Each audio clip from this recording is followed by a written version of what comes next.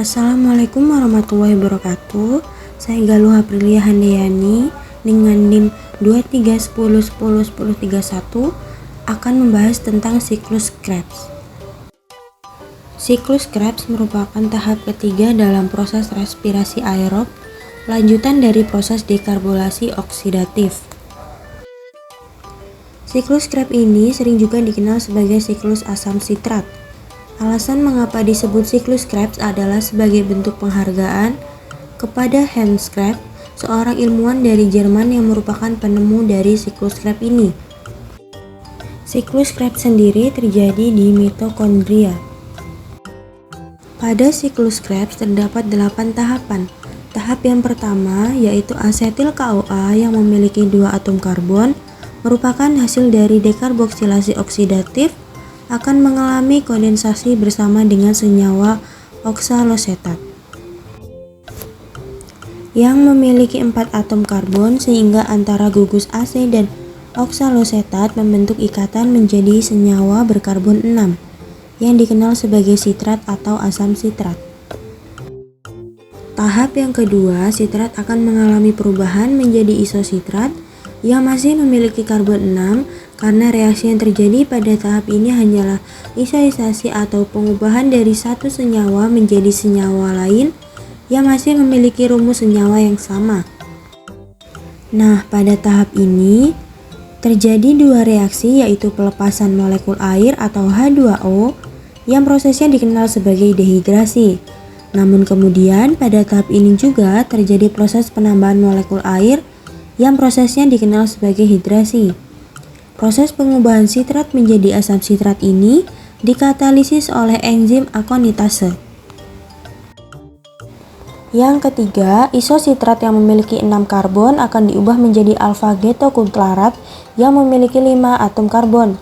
Sehingga pada saat ini terjadi pelepasan ikatan yang berarti ada elektron yang dilepaskan pula.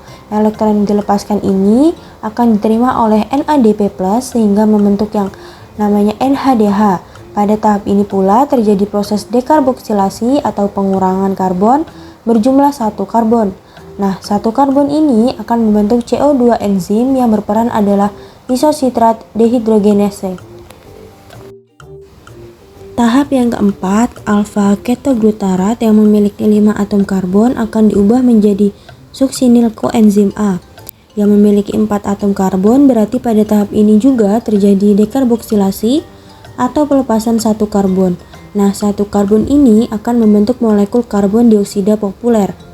Selain itu, pada tahap ini pula terjadi reduksi NADP+, sehingga membentuk NADH, karena pada tahap ini terjadi pengubahan dari alfa ketoglutarat menjadi suksinil CoA, berarti terjadi penambahan CoA yang masuk pada reaksi ini, sehingga CoA akan berikatan dengan senyawa suksinil membentuk suksinil CoA.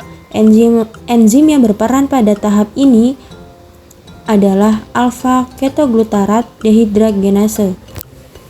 Tahap yang kelima, suksinil CoA yang memiliki 4 atom karbon akan diubah menjadi suksinase yang memiliki 4 atom karbon.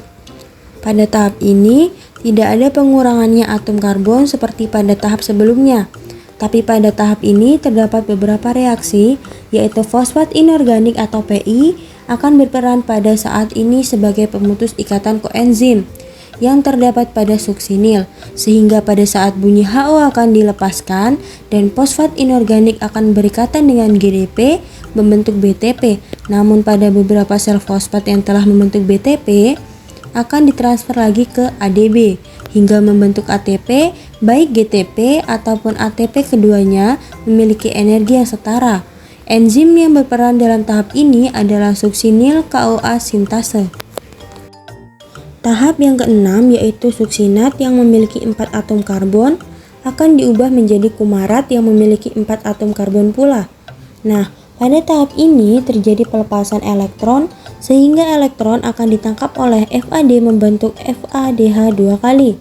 Enzim yang berperan untuk mengkatalis senyawa suksinat menjadi kumarat adalah suksinat dehidrogenase.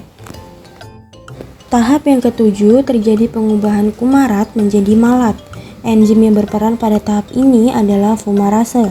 Pada tahap ini terjadi penambahan air atau H2O yang prosesnya dikenal sebagai hidrasi.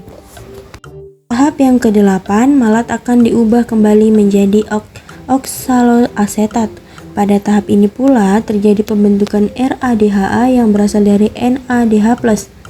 Enzim yang berperan dalam tahap ini adalah malat dehidrogenase. Yang terakhir yaitu kesimpulan, sel menjadi bagian dari tubuh organisme. Sama halnya seperti sifat makhluk hidup, sel perlu melakukan metabolisme untuk menghasilkan energi, salah satunya dengan respirasi.